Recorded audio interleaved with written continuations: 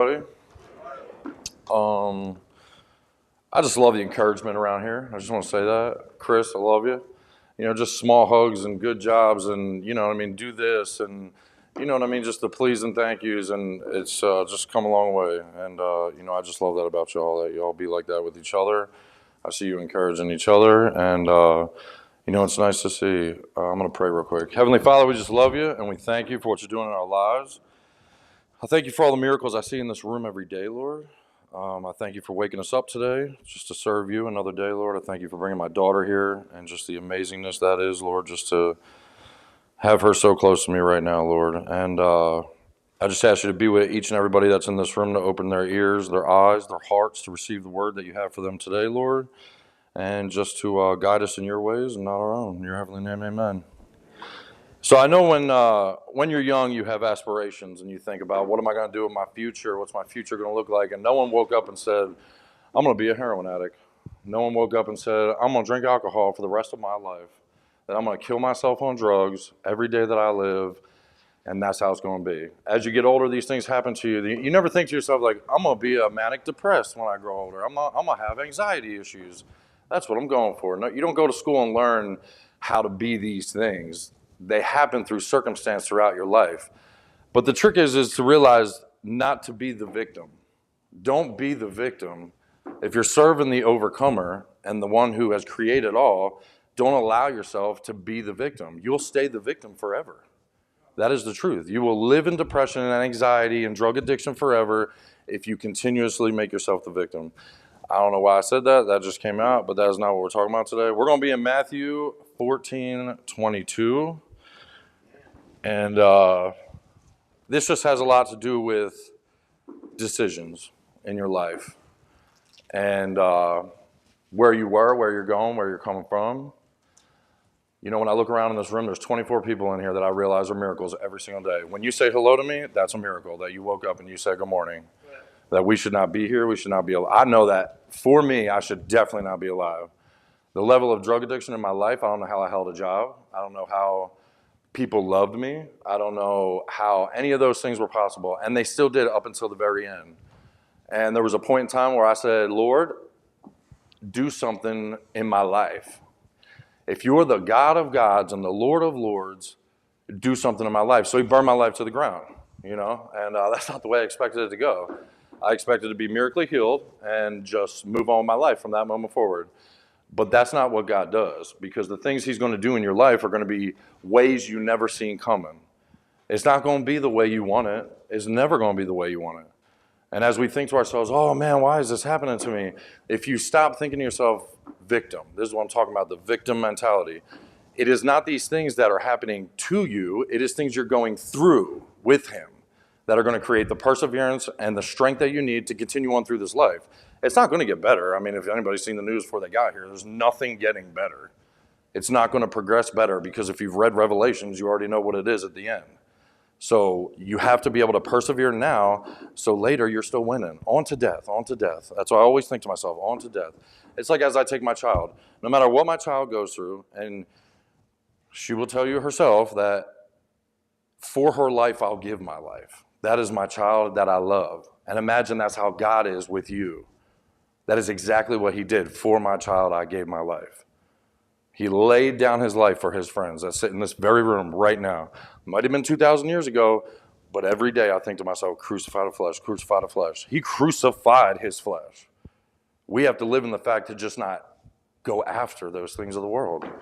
And that's what he wants. So yeah, we're going to start in, this is all about like your decision making. Where should you be with your decision making? Where should you be with asking God what he wants for your life? And I know it's Jesus walks on water, but I'm going to explain to you why I think that this has a lot to do with that. So we'll start in 22. Immediately Jesus made his disciples get into the boat and go before him to the other side, while he sent the multitudes away. And when he had sent the multitudes away, he went up to the mountain by himself to pray. Now when evening came, he was alone there, but the boat was now in the middle of the sea, tossed by the waves, for the wind was contrary. Now in the fourth watch of the night, Jesus went to them, walking walking on the sea. And when the disciples saw him walking on the sea, they were troubled, saying, "It's a ghost." And they cried out for fear. Now this is where you are before God.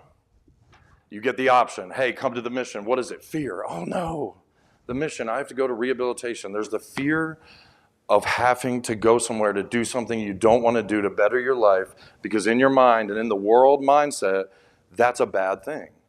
Oh, you have to go away again. I have to go and sit somewhere and get sober. I'm going to be sick. My depression's going to come back because I don't have the drugs. My anxiety is going to, all the things you can think of before you go to rehabilitation. That's what these people are experiencing on the boat.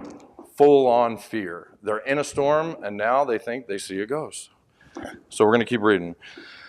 So and the disciples seen him walking on the water, they were troubled, saying, "It's a ghost," and they cried out for fear. But immediately Jesus spoke to them, saying, "Be of good cheer, it is I, do not be afraid." So at this point in time, Jesus tells his disciples who are on the boat, already scared because of the storm, and now see this ghost, "It's me, it's Jesus, don't worry, it's me." But Peter, always got something to say. Right after that, he says, and Peter answered him and said, "Lord, if it is you," that's the big question, "if it is you, command me to come to you on the water." This is grace at its finest right here. That we think these doors are God doors, and even when they are, it's okay, you can ask him again. He already told him it was him.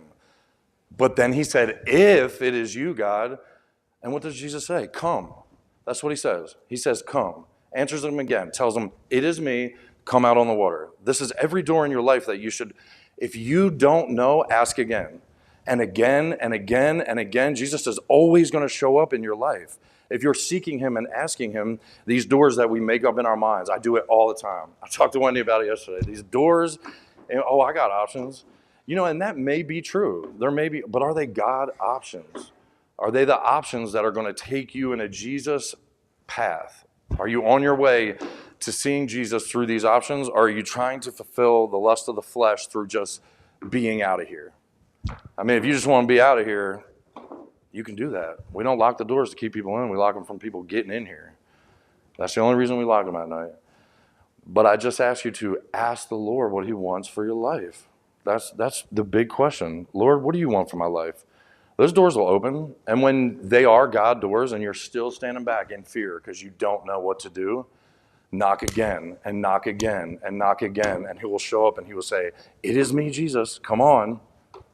You know, it sucks for him to force you to do things. That's how I got here, for sure that. All options off the table, life burned to the ground, my brother crying at a table who does not cry, Taylor Box calling me on the phone telling me, "You need to go to the mission." And I'm like, "No, I'm good." And then I'm trying to decide which mission Joe wants to be comfortable at. Yeah, I'm just going to come back to your mission, man, where I know everybody and everybody's just going to let me do whatever, because that's how that would have been. But thank God that, you know, Jesus knows what's going on with me. Jesus knows your agenda, and when you're trying to get on his team, your agenda is going to change big time, whether you like it or not.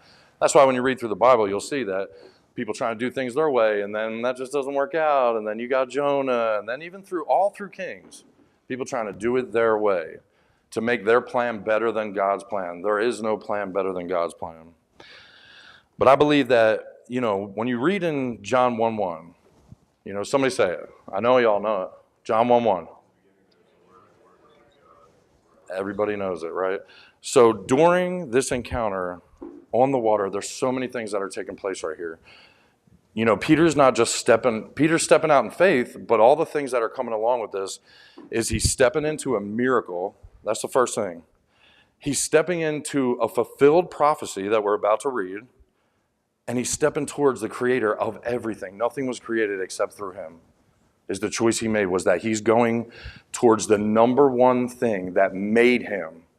Prophecy fulfilling Jesus Christ walking on the water. And if you go to Psalm, I wasn't going to use this today, but I feel like it's very relevant. It's going to be Psalm 77. 16. And when I read this, see, in the New King James, that's why I use this one, it's a prophecy that's happening, that happens in Matthew 14:22 that was written a long time ago. And it says, the waters saw you, O God. The waters saw you. They were afraid. The depths also trembled. The clouds poured out water. The skies sent out a sound. Your arrows also flashed about. The voice of your thunder was in the whirlwind. The lightnings lit up the world. The earth trembled and shook. Your path was in the sea. Your path in the great waters, and your footsteps were not known. You led your people like a flock by the hand of Moses and Aaron. And that's exactly what happened in that moment. And I always thought to myself, I wonder if God knew he was like, oh, I'm going to go get Peter and the boys, but I'm going to fulfill this prophecy on the way. But if that were true, then John 1:1 wouldn't be true. That if he had to think about it, because he is the Word. The Word is fulfilled because he is the Word. He doesn't have to think about fulfilling it. It's happening because he is. Just like back when with Moses and the burning bush, I am that I am. That it's always, that it's been, that the Word been there. He is the Word made manifest in your life made manifest. You're in this chair because of the miracles he's done in your life. When you put down control for like 2 minutes and just think about all the aspects that it took to get you here and the things you had to go through to get here. You know, a kid said to me a long time ago, we were counseling, he said, man, Joe, if I just wasn't a drug addict, I'd be just fine. My life would be gravy. And I said, maybe if you weren't a drug addict, you wouldn't know Jesus. But I don't think that comment was for him. I believe because events after that. But anyway, I don't believe that comment I made was for him. I believe it was for me. Because I thought that to myself many times. I thought, man, if I just didn't do drugs, I'd be killing the game. But I'll tell you right now, I wouldn't know the Lord. I absolutely wouldn't. Yeah, I'd be going maybe on Easter to church because I see my family do it for a long time, or maybe on Christmas I'd show up and drop some money in the basket and hope he forgives me and keep it moving. But not the relationship I have that I stand back there and say, Lord, forgive me for the things I've done and guide me through this Devo. That wouldn't be the life I live right now. Absolutely not. It wouldn't be the Jesus I know and serve. It wouldn't be the God of all things, of prophecy, of fulfillment, of using me as an instrument in his army. Is such a beautiful thing when you think about it. In your own lives too, think about that. That the God of all creation minds you so much out of 8 billion people that he comes down just like Adam in the garden to fellowship with you and guide you in the right direction. That's how much he minds you and loves you. So fulfillment, and there's prophecy of your life that he has for you. And it's all about, this is the way I think about it. You can be obedient and follow the path he has for your life, which is light and greatness, even unto death, whatever it may be. It's all about perspective, the way you're looking at it. Or you can be disobedient to the Lord, but he still accomplishes his goals in your life. That is 2 different paths you can have. Either just be on with the plan, because he's got you, no matter what. He's got you. Your best interest is in his heart for you and your life.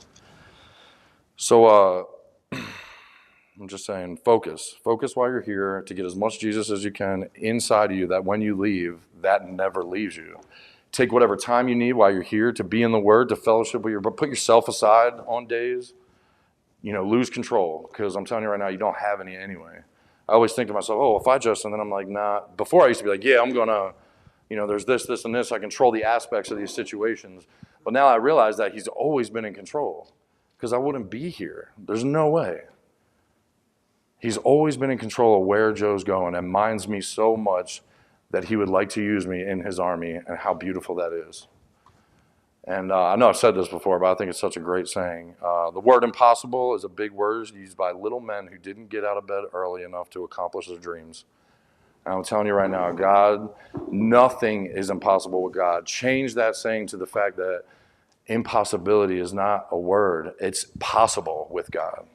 Anything is possible with God. So always change your aspect and perspective to what God's got for you. This worldly view of things that we have, that this won't happen for me. I wouldn't think a year and a half ago that my daughter would be here at all. 100% not happening. And when I called the first time, it was absolutely not. We're not sending her down there. 2 weeks later, I get a call back. Hey, man, we're going to send her down there. And it happened the day I was like, God, I don't know why you just won't send my daughter down here. And he's like, because you didn't ask. I didn't talk to him about it the whole time. It's still me just calling on the phone. Please do this. Everybody, please do that. And so I said, all right, man, Lord, please make a way. Make a way for my daughter to come here so I don't have to go there. And the next day was that phone call. Hey, yeah, we're just going to do that. We're going to send her down there. Another miracle in my life. My court cases, miracles in my life. Just all these things I see that a man's hand can't do. That's the most beautiful miracles. That there's no way that you can explain the things that happened in your life because somebody helped you, or somebody this, or somebody carved out your path, or, the Lord is going to show you miracles. And it's just about if you believe. The boat is your comfort area in the middle of a storm that you stay comfortably numb and you never get out of it. When Jesus asked Peter to get out of the boat, there's 12 people on that boat. I don't think it was just for Peter. I believe if every disciple at that moment decided, I'm going to walk on water too to Jesus, they all would have walked on water. So I just say, be the one to walk on the water. Be the one to get out of the boat. Don't give people what they want and watch you fail, because that's what they want. They want to sit back and say, there they go failing again. We knew it all along. When Jesus says, you're an overcomer and follow me, he said, come out on the water. He didn't say, here you are denying and doubting me again, Peter. He said, come out on the water. Remember, Jesus sent them into the storm, but what did he do? Showed up in the midst of it. So when you think you're going through a storm, Jesus is right there, probably closer to you than he's ever been. And if you just reach out, you're good to go. So I encourage you today just to love one another, you know what I mean? Just encourage one another, be there for each other, don't be arguing, and you know what I mean? Just be encouraging today. Choose love. Choose to be a part of what's going on in class today. Open your hearts up to receive what the Lord has for you. Read your word. People say, oh, I don't hear from the Lord, but Tony told me that one day, and I said, man, that makes sense. He said, if you want to hear from the Lord, read your Bible out loud. I was like, oh, man. And so I sit in my room, me and Justin, like fools, and we read our Bibles out loud to each other. And, but I love that about having a room with somebody who, when I'm not hungry, they are, which makes me hungry, and vice versa on those days. Because I want as much as I can get while I'm here. There's people out there working 40 hours a day to pay the bills so you can read your Bible for 5.5. Remember that. That somebody's paying these bills, working out there, so you can have the time that you need to be with the Lord. And such a blessing, another miracle. A place that shouldn't exist only because of God is here. Because if our God wasn't the God of gods, this would not be here. So I love y'all, and I encourage you, like I said, love one another, encourage each other, and move forward in your life. Don't look backwards. The storm will always be waiting. Don't go back to it. Brittany, why don't you pray us out?